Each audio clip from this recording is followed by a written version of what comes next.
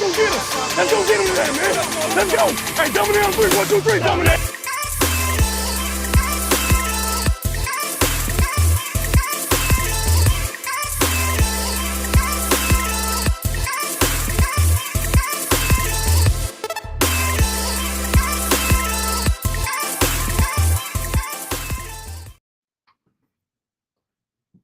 What's up, everybody? I'm here with another video today. It is currently 11:30 in the morning on March 14th. We know what has happened today. It is the start of the NFL legal tampering period, and we've got some big news coming in. Before I get started, though, make sure you make sure you subscribe to the channel, and make sure you follow the podcast, 49ers Red Zone podcast, that I host with my co-host, Marco Martinez.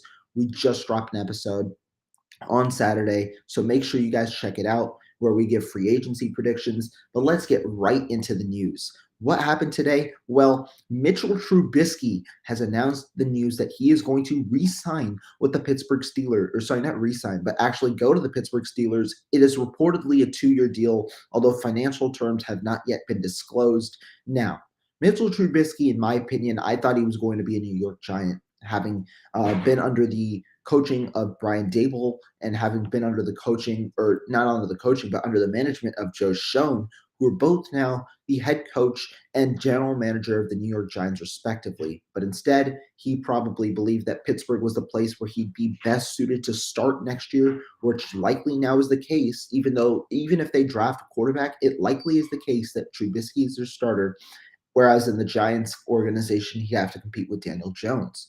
But Mitchell Trubisky of the Steelers, why does this matter? Because of Jimmy Garoppolo's potential suitors. When we look at it, prior to the Trubisky news, there were legitimately 2 suitors that were in the Garoppolo mix, the Indianapolis Colts and then the Pittsburgh Steelers. But now when you look at it, the Pittsburgh Steelers have now found themselves out of the race because a guy like Mitchell Trubisky is now going to be their starting quarterback. So right now, there's only one legitimate suitor for Jimmy Garoppolo, and that's the Indianapolis Colts. When you look at it, the Indianapolis Colts, they are probably the biggest winner in this situation. And I'll explain that in a little bit. But the Indianapolis Colts right now, they are in a prime position to acquire Garoppolo, but now it's a question of, will they actually do it? And here's the domino that I believe is going to fall before a Garoppolo trade happens, and that's the Deshaun Watson trade. The Deshaun Watson trade right now has 2 front runners, the New Orleans Saints and the Carolina Panthers. And I think that both teams are going to be aggressive in their pursuit of Watson. And if it's the New Orleans Saints that ends up acquiring Watson, after everything, remember, Watson has a full say in where he goes. He's got his no-trade clause on that 4-year, $156 million contract that he signed with the Texans. He has a no-trade clause, so he can essentially choose, I want to go to one destination, trade me there. He can choose that. But if the New Orleans Saints do end up getting Deshaun Watson, like I've said all week, there is going to be a dark horse team in the Garoppolo race, and that is Carolina Panthers.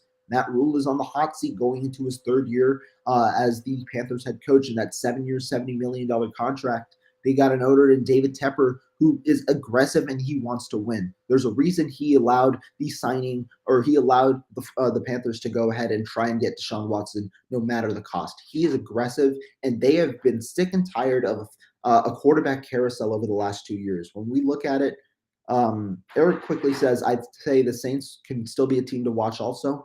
I agree. I'll get that. I'll get to that in a minute. But looking at the Panthers, Deshaun Watson right now, if they fail on him, then they're going to be having struck out on yet another quarterback.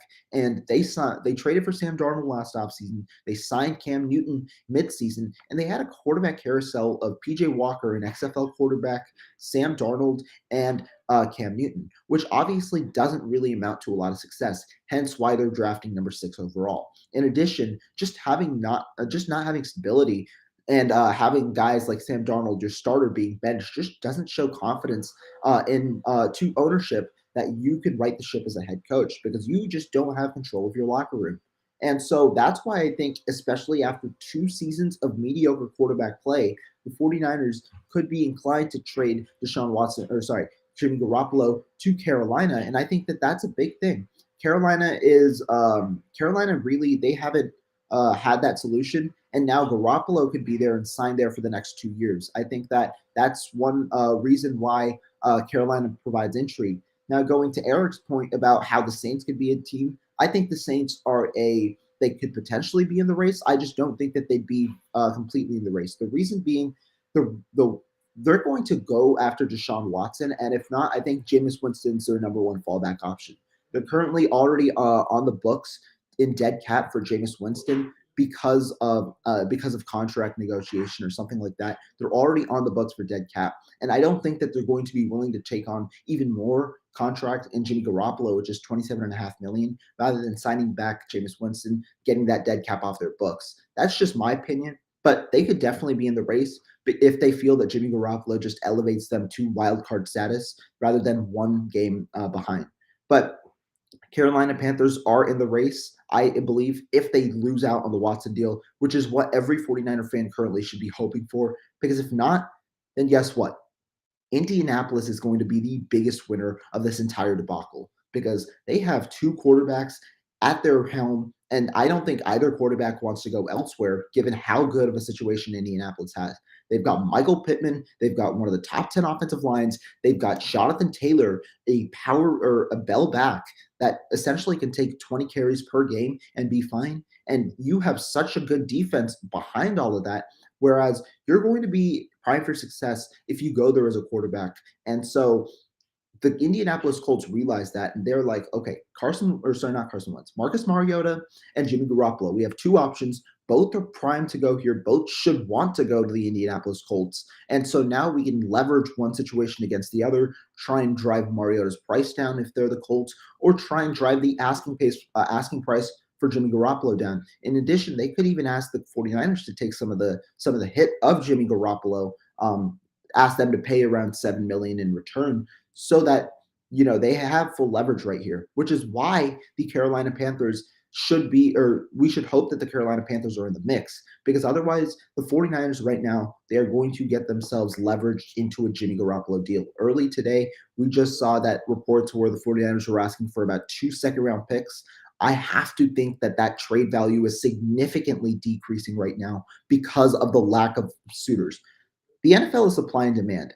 If you look at it right now, the supply in Jimmy Garoppolo is not being met by the demand because there's only one team in pursuit of Garoppolo at this moment, meaning that there isn't really going to be a bidding war because there's nobody to bid against. Instead, the 49ers are placing themselves in a bidding war because Marcus Mariota is on the other side, also probably looking to go to the Colts. Obviously, Marcus Mariota could take his talents to Seattle or a team in need of a starter like Seattle. So that definitely could be in the books. But if I'm Marcus Mariota, I want to go to the best situation, and that is the Indianapolis Colts. So that's my little piece on it. Did Jimmy Garoppolo finesse the 49ers? He could have been, throughout this entire time, I hate hypotheticals, he could have been rejecting trades. He could have been negotiating extensions in bad faith. We don't know the scene kind of in the back, but guess what? Garoppolo at this moment, it seems like he's going to get moved. It just doesn't, it's a little uncertain as to what for and whether it'll be via trade or cut. I still am a firm believer that he gets traded, especially if Carolina comes available, but I don't know right now when that'll happen because I don't know when the Watson deal will happen. Stay tuned, 49ers fans. It's going to be a busy 2 days. And for those unhappy with the free agency tactic, the 49ers weren't really ever in the running for Laken Tomlinson once that it clipped the 9 to 10 million range, which it should have eclipsed once Brandon Sheriff got his deal with the Jacksonville Jaguars that likely eclipsed the 16 million range that was already the top of the market for the guards. So that's why Tomlinson got 14 million from the New York Jets. It's reasonable, but it's just too much out of the range for the 49ers, especially when you have Aaron Banks there, who they're fairly highly on. And speaking to some people, it seems like a lot of people are high on Aaron Banks. And so that's something to look forward to in 2022, although the bar will be, what he'll have to produce will be at a relatively high level, given that he was a second-round pick and he didn't play in all of 2021. But that's it for me. Free agency news is coming, and I'm going to be live very, very soon should any other free agency news hit for the 49ers, as well as giving you some guys that the 49ers should sign at every single position, be it not quarterback, of course, but some running backs on the market, some wide receivers on the market. Jarvis Landry just got released. I don't think he's a candidate for the 49ers, but there are a lot of receivers on this market. So stay tuned, and I'm going to be right back with some more free agency news. Peace.